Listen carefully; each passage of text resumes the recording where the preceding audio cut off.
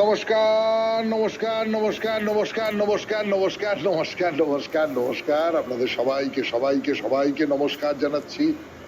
আপনাদের সবাইকে অজস্র শুভ কামনা জানাচ্ছি, সবাইকে স্বাগত জানাচ্ছি আজকের এই শরণাগত অনুষ্ঠানে এবং সবাইকে শুভ সকাল জানাচ্ছি। 92.7 বিগ FM এ শরণাগতর পক্ষ থেকে এবং ব্যক্তিগতভাবে আপনাদের এই সৌমিত্র বসুর পক্ষ থেকে অজস্র শুভ কামনা। শুভ হোক, আপনাদের সবাইকার শুভ হোক। আজকে এমনিতেও একটা শুভ দিন। আজকে শ্রীধাম নবদ্বীপে শ্রীল ভুবনেশ্বর সাধু বাবার আশ্রমে চেঙ্কুড়ি নিবাসী শ্রীমৎ জিতরাজ ভক্তিভূষণ মহাশয়ের জন্মতিথি ও কীর্তন মহোৎসব। বেণী মাধবশীলের পঞ্জিকা অনুযায়ী আজকের দিনটার কথা এবারে বলবো। আজকে 9ই আশ্বিন 1431, ইংরেজির 26শে সেপ্টেম্বর 2024, বৃহস্পতিবার। আজকে নবমী। সূর্যোদয়ের সময় ভোর 5:30, সূর্যাস্তের সময় বিকেল 5:28। নক্ষত্র পুনর্বসু। আজকে জন্মে মিথুন রাশি, শূদ্র বর্ণ, মতান্তরে বৈশ্য বর্ণ, দেবগণ। রাত্রি 9:58 গতে কর্কট রাশি, বিপ্রবর্ণ। আমাদের হোয়াটসঅ্যাপে চিঠি পাঠাবার নাম্বার এখনো পর্যন্ত, অর্থাৎ পুরনো নম্বর এখনো পর্যন্ত সারানো হয়নি, খুব একটা জটিল গোলমাল হয়েছে। আমাকে কর্তৃপক্ষ বলেছেন যে এই সপ্তাহের মধ্যে ঠিকঠাক হয়ে যাবে। দুটি নম্বর আছে, একটি হচ্ছে শরণাগত সৌমিত্র পরিবারের নাম্বার, সেখানকার যারা সদস্য তারা ওই নাম্বারে চিঠি লিখতে পারেন, অথবা 9123615431 এই নাম্বার। এই দুটো নাম্বারে যে কোনো একটাতে চিঠি লিখুন, কিন্তু চিঠির গোড়ায় অতি অবশ্যই SG লিখতে হবে, সেইটা যেন ভুলবেন না। এবারে আজকের অনুষ্ঠান সম্পর্কে বলি। প্রথমে পুরাণ চিরন্তন। আমরা গজকচ্ছপের লড়াই তার কথা বলছিলাম। বিভা বসু আর সুপ্রতীক, দুই ভাই, তারা যুদ্ধ করতে করতে শেষ পর্যন্ত একটা বিরাট হাতি আর একটা বিরাট কচ্ছপে পরিণত হয়েছে এবং তারা দুজনে মিলে মারামারি করছে। আর গরুড় আকাশপথে স্বর্গে যাচ্ছেন অমৃত নিয়ে আসবার জন্য। তিনি তাদের দেখতে পেয়ে মনে হয়েছে যে দুটোকেই খেয়ে ফেলি, খুব খিদে পেয়েছে, দুটোকেই খেয়ে ফেলি। এইরকম একটা অবস্থার মধ্যে আছি আমরা। তারপরে না, পুরাণ চিরন্তনের পরে আজকে স্বামী বিবেকানন্দের রচনা থেকে পাঠ নয়। আমার মনে হচ্ছিল অনেক দিন ধরে তো স্বামী বিবেকানন্দের রচনা থেকে পাঠ হলো, এবারে আধুনিকতর কোনো একজন সন্ত মানুষ, যিনি আমাদের আধুনিক সময়কে আরো সহজে ধরতে পারবেন, সেই রকম একজন মানুষের রচনা থেকে যদি মাঝে মাঝে পাঠ করে শোনাই তাহলে কিরকম হয়। আজকে সেই রকমের দিন। স্বামী লোকেশ্বরানন্দ, তিনি শ্রীরামকৃষ্ণ পরমহংসদেবের মতাদর্শ অনুসরণ করে যারা চলেন তাদের মধ্যে একজন অত্যন্ত অত্যন্ত বড় মাপের সাধক, সাধু। তার রচনা থেকে পাঠ করে শোনাবো। রচনাটির নাম শুনেই নিশ্চয়ই আপনাদের মনে হবে যে হ্যাঁ, এই বিষয়টা খুব জরুরি। সেটা হচ্ছে বাস্তব জীবনে আধ্যাত্মিকতা। আধ্যাত্মিকতার সঙ্গে আমাদের বাস্তব জীবনের কোনো সম্পর্ক আছে কি? এই সম্পর্কের কথা তো ঠাকুর শ্রী রামকৃষ্ণ পরমহংসদেব নানান ভাবে বলেছেন তার কথামৃতে। দেখা যাক স্বামী লোকেশ্বরানন্দজি তিনি কিভাবে বলেন। তারপরে চলে যাব কথামৃত থেকে পাঠ এই পর্বে। তারপর আপনাদের চিঠিপত্র এবং শেষে বাইরে দূরে। আমরা এখন বৈষ্ণু দেবীতে আছি। 92.7 বিগ FM এ শরণাগত অনুষ্ঠান শুরু হচ্ছে। পুরাণ চিরন্তন, গজকচ্ছপের লড়াই, বিভা বসু আর সুপ্রতীকের লড়াই। গানের পর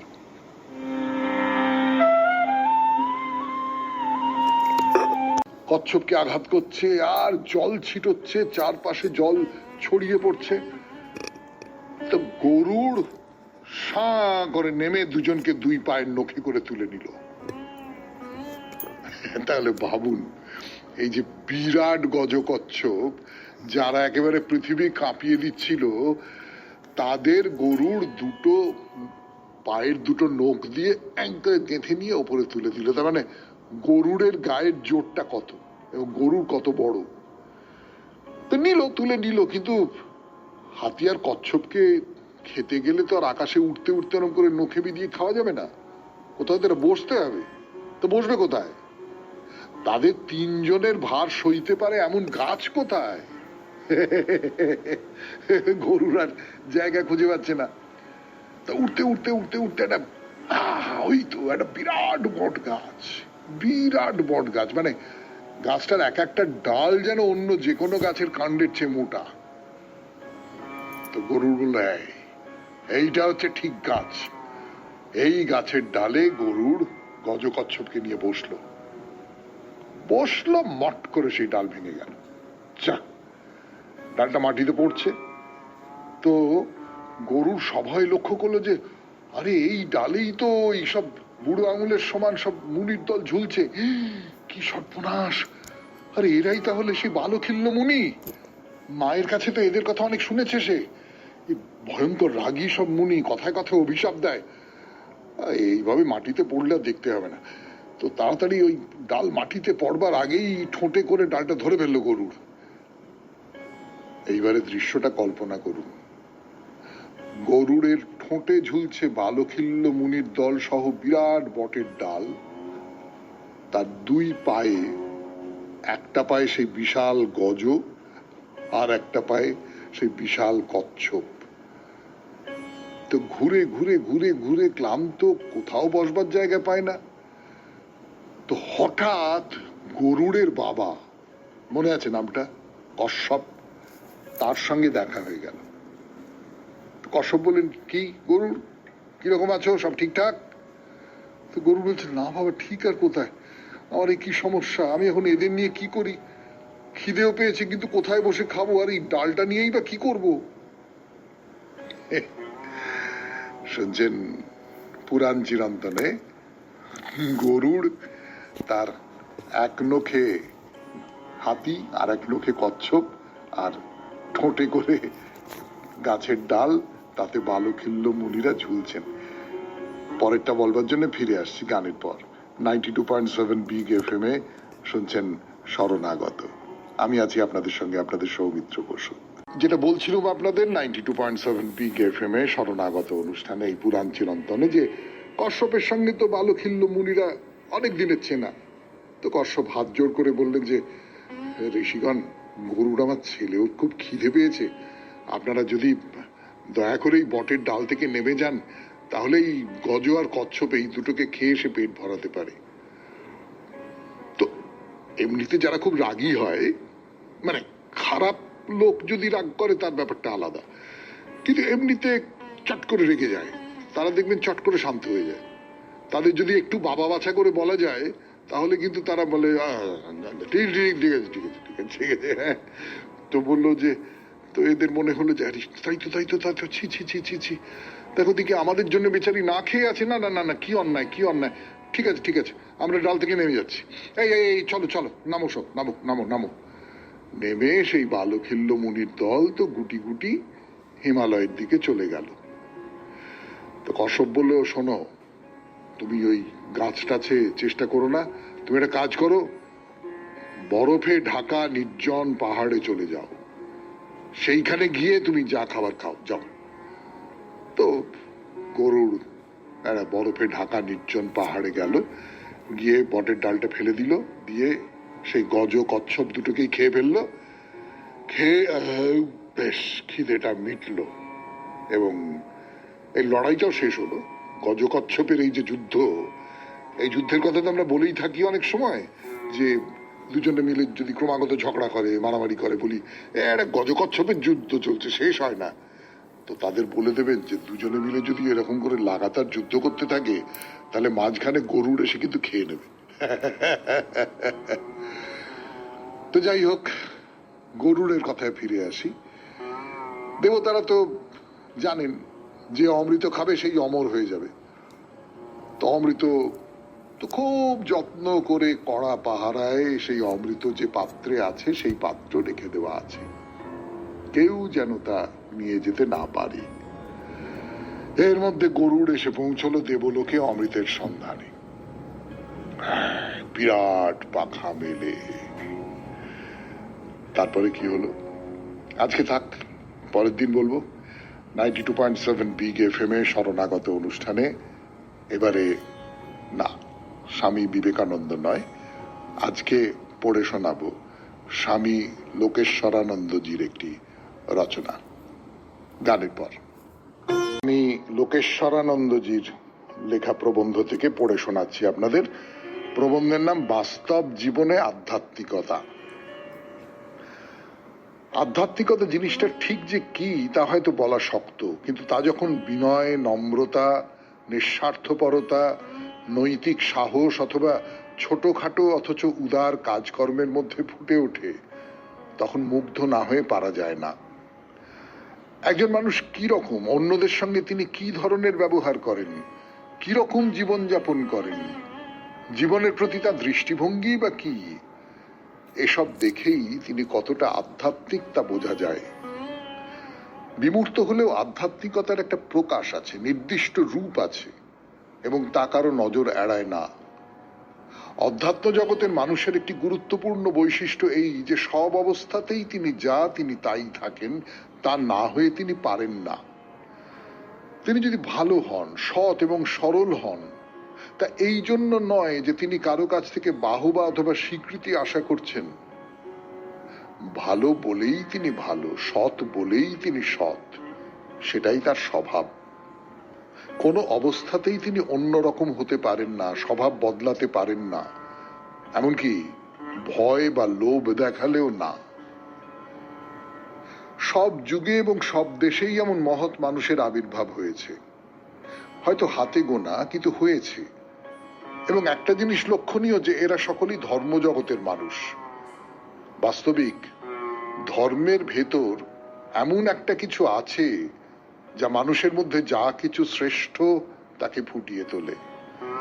এই জন্যই বলা হয় ধর্ম হচ্ছে হওয়া এবং আত্মপ্রকাশের বিজ্ঞান, a science of being and becoming, বড় হওয়ার বিজ্ঞান।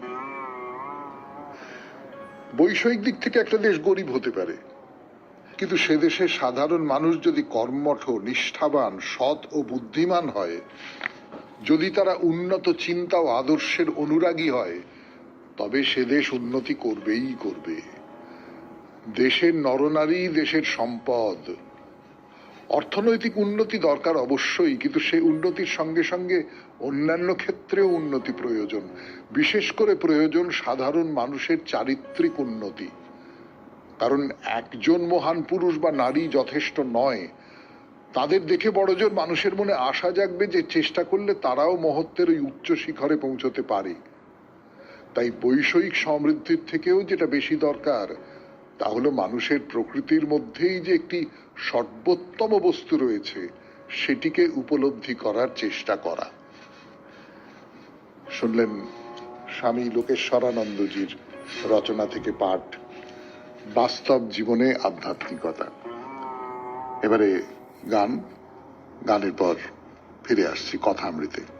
লোকেশ্বরানন্দজির রচনা থেকে পাঠের পর এবার ঠাকুর শ্রী রামকৃষ্ণ পরমহংসদেবের রচনা থেকে পাঠ, কথামৃত।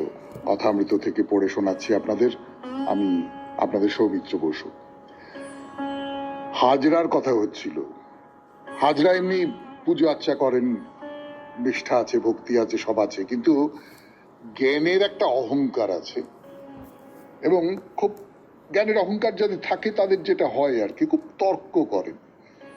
মানে এই যে একটা কথা আছে না, আমাদের প্রবাদ প্রবচন যেগুলো আছে সেগুলোতে খুব ভারী ভারী কথা খুব সহজ করে বলা আছে। যেমন ধরুন, বিশ্বাসে মিলায় বস্তু, তর্কে বহুদূর।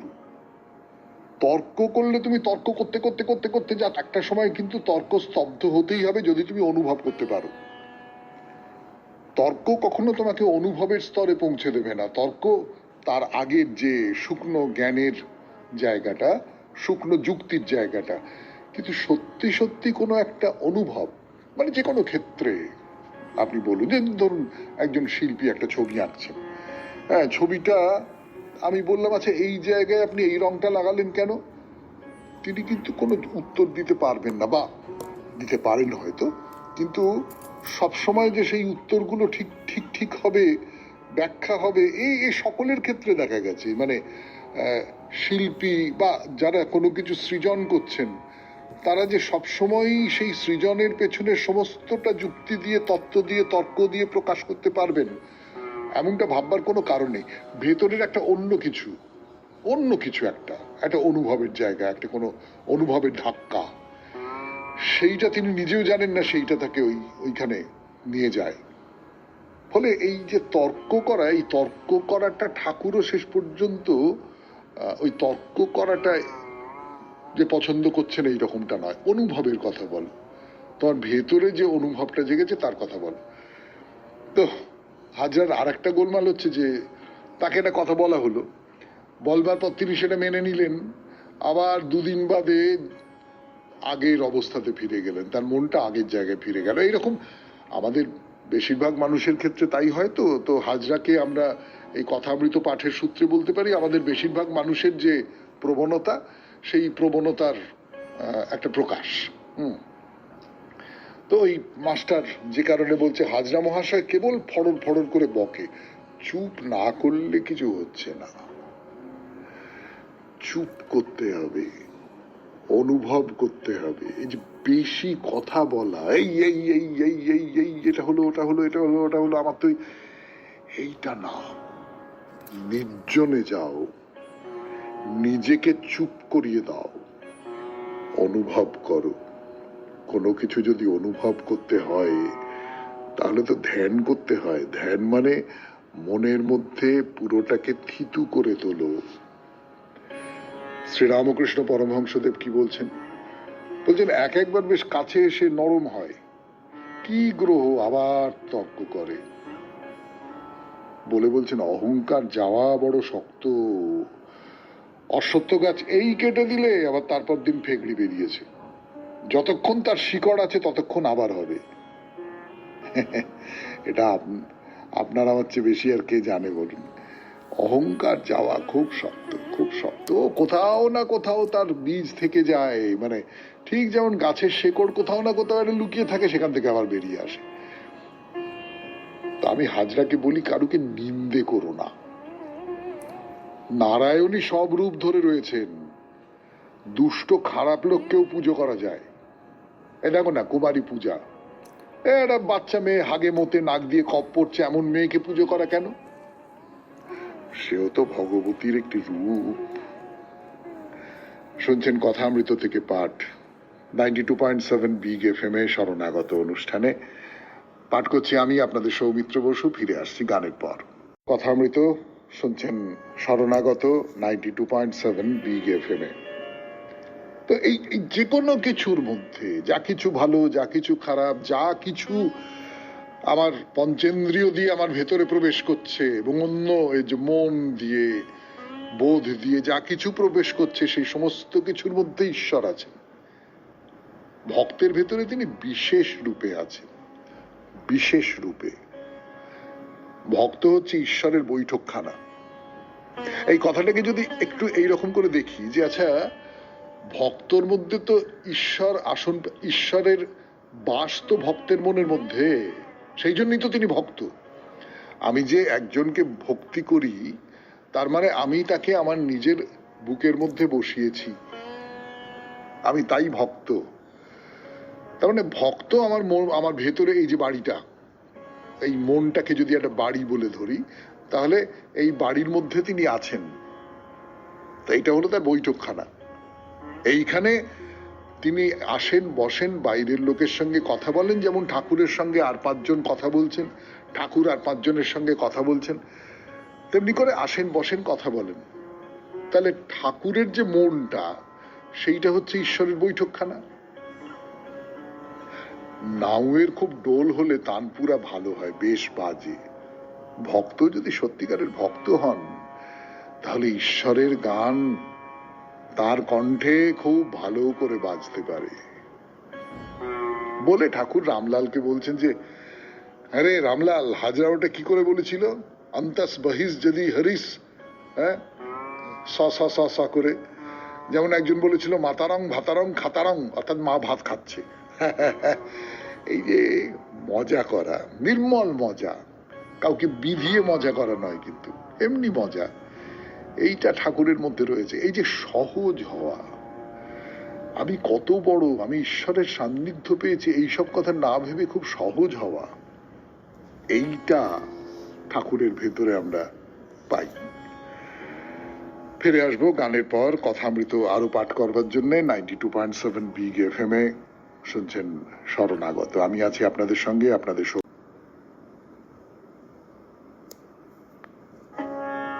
গানের পর আবার কথামৃত 92.7 বিগ এফএম এ শরণাগত অনুষ্ঠানে। তো এইসব নিয়ে ঠাকুর মজা করছেন, সংস্কৃত বলা নিয়ে মজা করছেন। রামলালও বলছেন অন্তর্বহিষ্যদি হরিস্তপসা ততঃ কিম। তো শ্রীরামকৃষ্ণ মাস্টারকে বলছেন এইটা তুমি অভ্যেস করো, আমায় মাঝে মাঝে বলবে। এইসব কথাবার্তা হচ্ছে। তো ঠাকুরের ঘরের রেকাবি হারিয়েছে। রামলাল আর বৃন্দেজি রেকাবির কথা বলছেন, সেই রেকাবি কি আপনি জানেন? তো ঠাকুর বলছেন কই, এখন আর দেখতে পাই না, আগে ছিল বটে, দেখেছিল। এইসব কথাবার্তা, সাংসারিক কথা। ঠাকুর কিন্তু সংসারের এই রেকাবি, অমুক তমুক, এইগুলো কেমন হবে, কি হবে, সেই সব ব্যাপারে খুব সচেতন। তো কথামৃতের আর একটা প্রসঙ্গে আসি। আজকে পঞ্চবটিতে দুটি সাধু অতিথি এসেছেন। তারা গীতা, বেদান্ত এসব অধ্যয়ন করেন। তো মধ্যাহ্নের সেবার পর ঠাকুরকে এসে দর্শন করছেন। ঠাকুর ছোট খাটটায় বসে আছেন। সাধুরা প্রণাম করে মেঝেতে মাদুরের উপর এসে বসলেন। মাস্টার বসেছেন, অন্যরাও বসেছেন। তো ঠাকুর হিন্দিতে কথা বলছেন, আমরা বাংলাতেই শোনাবো। বলছেন আপনাদের সেবা হয়েছে? তো সাধুরা বললেন হ্যাঁ। তো কি খেলেন? তো সাধুরা বলছেন ডাল রুটি, আপনি খাবেন? তো ঠাকুর বলছেন না, আমি দুটি ভাত খাই। আচ্ছা, আপনারা যা জপ ধ্যান করেন তা নিষ্কাম করেন না? তো সাধু বলছে হ্যাঁ হ্যাঁ, ওইটাই ঠিক। আর সমস্ত ফল ঈশ্বরে সমর্পণ করতে হয় না, গীতাতে ওই রকমই আছে। তো সাধু অন্য সাধুকে বলছেন ইয়ৎ করোষি যদশ্নাসি যজ্জু হোষি দদাত ইয়ৎ ইয়ৎ তপস্যসি কৌন্তেয় তৎকুরুম্ব মা দর্পণম। তাকে এক গুণ যা দেবে, সহস্র গুণ তাই পাবে। তাই সব কাজ করে জলের গণ্ডু সর্পণ, কৃষ্ণে ফল সমর্পণ। সমস্তটা করে কৃষ্ণকে ফল সমর্পণ করে দিতে হবে। এখানে একটা গল্প ঠাকুর বলছেন। গল্পটা কি? যুধিষ্ঠির যখন সব পাপ কৃষ্ণকে অর্পণ করতে যাচ্ছিল, তখন একজন ভীম যুধিষ্ঠিরকে সাবধান করে দিলেন যে অমন কর্ম করো না, কৃষ্ণকে যা অর্পণ করবে সহস্র গুণ তাই হবে। তাকে যদি পাপ দাও, তাহলে পাপটা সহস্র গুণ হয়ে তোমার কাছে ফিরে আসবে। বলে সেই সাধুদের বলছেন আচ্ছা, নিষ্কাম হতে হয়, সব কামনা ত্যাগ করতে হয়? তো সাধু বলছেন যে হ্যাঁ, আমার কিন্তু ভক্তি কামনা আছে। ও মন্দ নয়, বরং ভালোই হয়। মিষ্টি খারাপ জিনিস, অম্ল হয়, কিন্তু মিচড়িতে বরং উপকার হয়। কেমন? সমস্ত কামনা আমি বাদ দেবো কি করে? আমি তোমাকে ভালোবাসবো, আমি তোমাকে সর্বস্ব দিয়ে ভালোবাসবো, এইটি আমার কামনা। এই কামনাটাকে আমি অস্বীকার করব কি করে? এই কামনাটাকে আমি বাদ দেবো কি করে? সত্যি সত্যি ভেবে দেখুন, সমস্ত কামনা যদি আমি বাদ দিয়ে দিই, তাহলে তো মানুষ হিসেবে আমার দাঁড়াবার কোনো জায়গা থাকে না। এই যে আপনারা শরণাগত শুনছেন, শরণাগত শুনে আপনাদের মনের মধ্যে যদি কোনো আধ্যাত্মিকতার ভাব জেগে ওঠে, তাহলে সেটা তো এই যে আমি আমি তার প্রতি অনুগত থাকবো, তার প্রতি সমর্পিত থাকবো, আমি আমি ভালো হব, আমি সৎ হব। লোকেশ্বরানন্দজির লেখা থেকেই যদি বলি, আমি ভালো হব, সৎ হব, এটাও তো একটা কামনা। তো আজকে পর্যন্তই থাক কথামৃত পাঠ। 92.7 বিগ এফএম এ শরণাগত অনুষ্ঠানে। এরপর আপনাদের চিঠিপত্র। ফিরে আসছি গানের পর। চিঠিপত্র। শুক্তি চিঠি লিখেছেন তারক দত্ত রোড, কলকাতা 19 থেকে। কবিতার মতন লেখা একটি চিঠি পড়ে শোনাই আপনাদের 92.7 বিগ এফএম এ শরণাগত অনুষ্ঠানে। শরণাগত ভাই দাদা সৌমিত্র বোস, কুয়াশার কম্বল গায়ে, কলতানের কীর্তনে, ধোঁয়া ওঠা চায়ের কাপে, ভালো সকাল। আবারও নির্বাচিত বিষয়ের বাইরে একান্ত আপন উপলব্ধির কথা জানাচ্ছি। তবে লেখাটা ভাই দাদার পছন্দের উপরই নির্ভরশীল, চোখে পড়বে কিনা সেটি অবশ্য ঠাকুরের ইচ্ছা। উপলব্ধি। বাঙালির 12 মাসে 13 পার্বণের পাত্রে প্রকৃতির লীলায় মুগ্ধ হতেই হয়। ফুল, বৃক্ষ রচিত, প্রকৃতির অপূর্ব সৃষ্টি, অমূল্য সম্পদ। প্রজাপতি, মৌমাছি, মৌটুসি, ভ্রমরদের আহারের আধার। ফুল শব্দটার সাথে ওতপ্রোত পূজা ও প্রেম। শরতের দুর্গা পূজা ও বসন্তের বাসন্তী পূজার তিথিতে জলে স্থলে পদ্মরা পাপড়ি মেলে বলে, দেখ রে জগৎ জননী রূপের কি বাহার। জবারা ফুঁসে ওঠে, আমরা কম কিসে? আমাদের ছাড়া আরেক সর্বজনীনের পূজা অসম্পূর্ণ। শোনি সূর্যদেবের মন্ত্র, ও জবা কুসুম। শিউলিরা বলে, প্লিজ তোমরা ঝগড়া করো না, দেখো না আমরা উমা শ্যামা দুজনের জন্যই ঝরে পড়ি। আকন্দরা হেসে বলে, সারা বছর বাবার মাথার জন্য আমরাই সর্বে সর্বা। ঘেটুরা টিপ্পনি কাটে, তোমাদের তো গন্ধ কেশর কিছুই নেই, একমাত্র পারিজাতেরই কেশর থাকে। ধূত্র ভেপু বাজিয়ে বলে, আহ ঘেটু তুই বড্ড দুষ্টু, তুই বাহারে একটু বেশি হলেই বা, অত অহংকার ভালো না। সবাই অনাদরে অবহেলায় পথের পাশে বেড়ে উঠি বলেই তো জগৎ পিতার প্রিয়। পলাশেরা বলে ওঠে, শুভ্র বসনার পুষ্পপত্রে আমরাই প্রধান। সীতালতা বলে, রূপে লাবণ্যে তোমার পাশে আমিও আছি, স্বয়ং সীতা দেবী আমার লতায় দোল খেতেন বলেই তো আমি সীতালতা। কদমেরা সমস্বরে কলকল করে ওঠে, বর্ষা আসে বসন্ত আমার কৃষ্ণ প্রিয় গো। লাবণ্যময়ী গোলাপেরা স্মিত হেসে বলে, আমরা প্রেম ও জাগানিয়া কামদেবের আরাধ্য। কি বুঝলে? নীলাম্বরী অপরাজিতারা কটাক্ষ হেনে বলে, সব ছাড়ে খারে যেত যদি না শনিদেবকে আমরা সন্তুষ্ট রাখতাম, কার কত কেরামতি জানা আছে। অভিমানী ছাতিমেরা বলে, আমারে না হয় না জানো। ব্যক্তিত্বময়ী রজনীগন্ধারা গলা উঁচিয়ে বলে, অন্নপ্রাশন থেকে শেষ সজ্জা আমরাই তো সাজাই। ঋতুরাজ প্রিয় বসন্তের বন রঙের প্লাবনে গেয়ে ওঠে, বাতাস ছুটিছে বনময় রে, ফুলের না জানি পরিচয় রে। এদিকে জুঁই, বেলি, গন্ধরাজ, উদয়পদ্ম, টগর, কাঁঠাল চাপা, কাঠগোলাপ, কামিনী স্নিগ্ধস্বরে বলে, গ্রীষ্মে পরম দাহর প্রলেপ আমরাই। ধূত্র আবার ভেপু বাজিয়ে বলে, মন দিয়ে সবাই শোনো, সৃজনশীলতার নামে হুঁশহীন মান সমৃদ্ধ সংখ্যাগরিষ্ঠ একটা দল খোদার ওপর খোদকারীর খেলায় মেতেছে। ফেনোমেনা বদলের ফোয়ারার ছুটছে, আমরা বিপদগ্রস্ত। সবাই চুপ, চোখে চোখে চেয়ে হাতে হাত ধরে ভয় ভয়ে স্বরে বলা বলি করছে, তাই তো তাই তো, এখন উপায়। এক মন কচি ধান ক্ষেতের সবুজ দিগন্ত শুভেচ্ছায়। শক্তি, তারক দত্ত রোড, কলকাতা 19। সুন্দর সুন্দর লেখা, খুব ভালো লাগলো। ফুলেদের কার কি গুণপনা তাই নিয়ে আপনার লেখা, ভারী মিষ্টি লেখা, অনেক ধন্যবাদ আপনাকে। এরপর বাইরে দূরে 92.7 বিগ এফএম এ শুনছেন শরণাগত। আমি আছি আপনাদের সঙ্গে, আপনাদের সৌমিত্র বসু।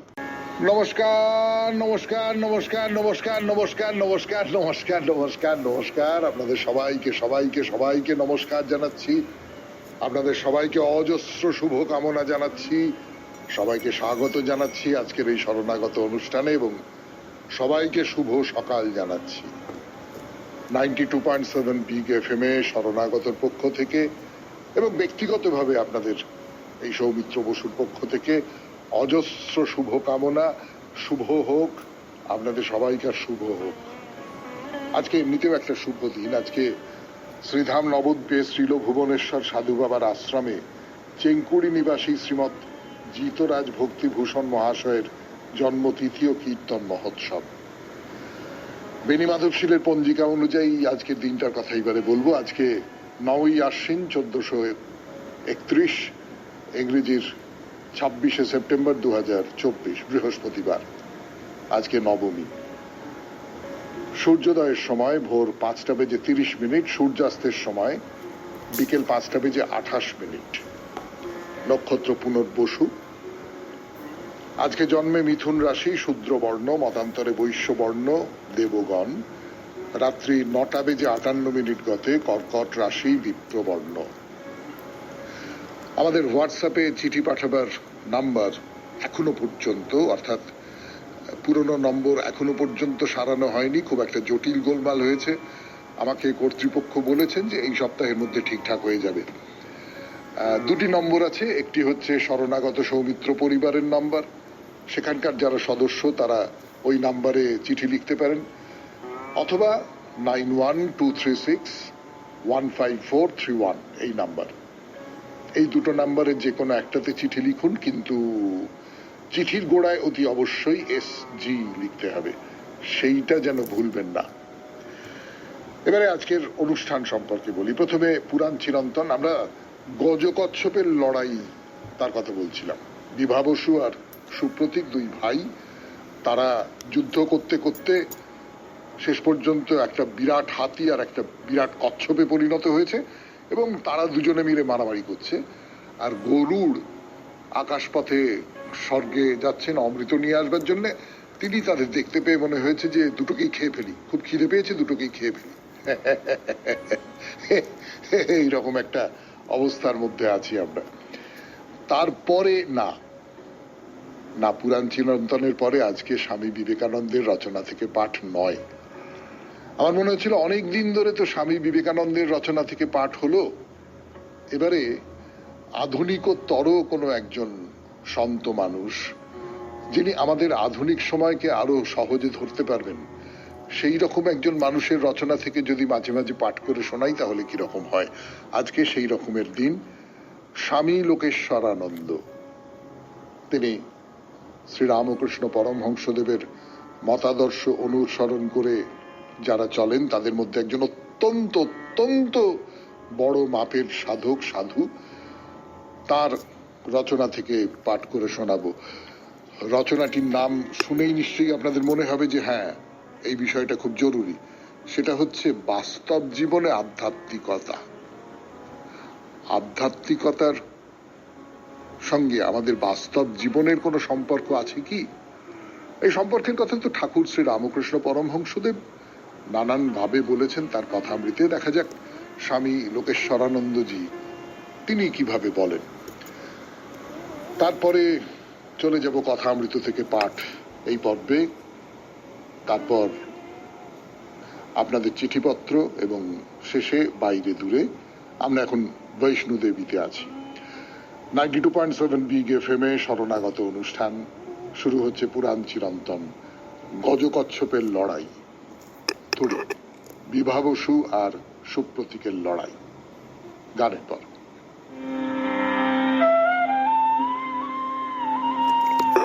এলাম আমরা একটা চূড়ান্ত মুহূর্তে এসে দাঁড়িয়েছি।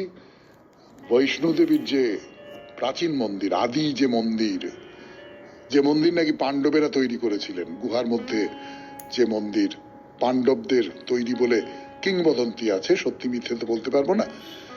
তো সেইখানে আমরা প্রবেশ করতে চলেছি। সেটা একটা গুহা, এবং গুহার ভেতরে তো খুব সহজে যাওয়া যাবে না, আমরা সে বর্ণনা তো দেব।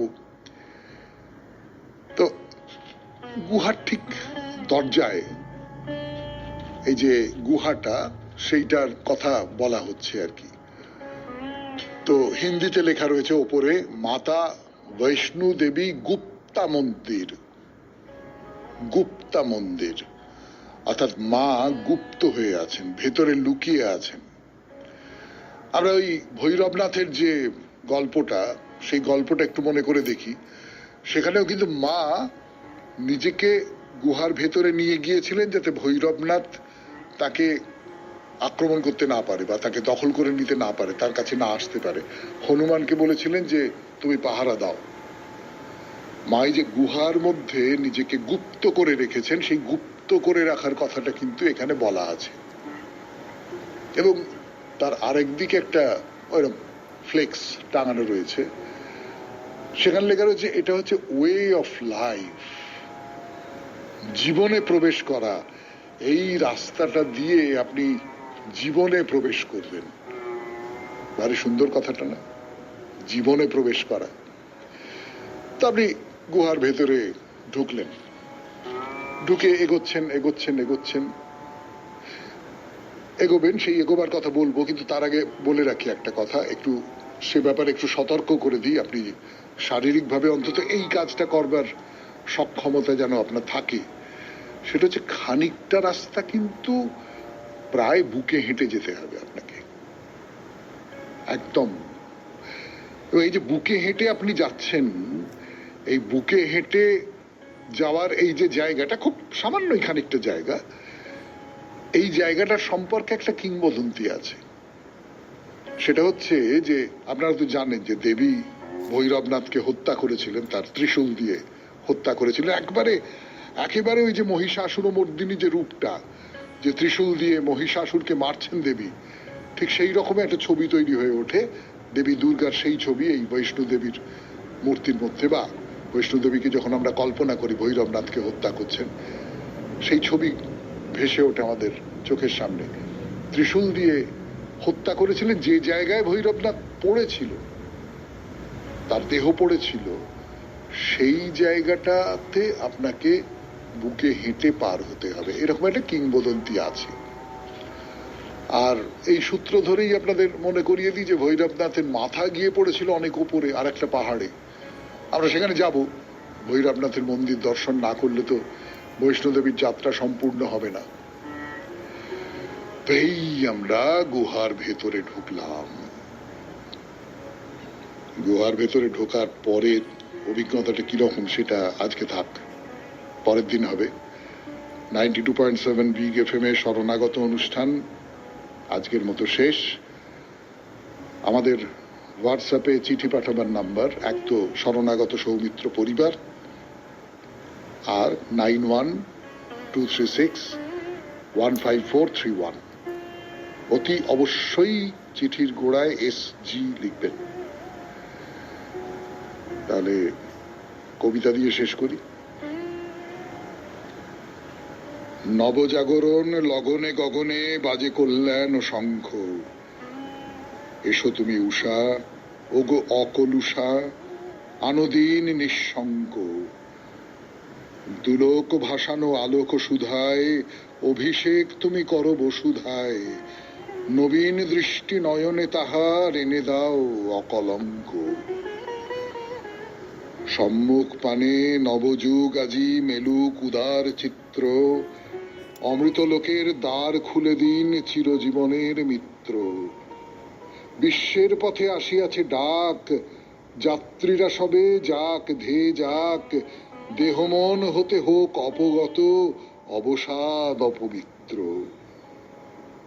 মৌন যে ছিল বক্ষে তাহার বাজুক বীণার তন্ত্র, নববিশ্বাসে আশ্বাসহীন শুনুক বিজয় মন্ত্র।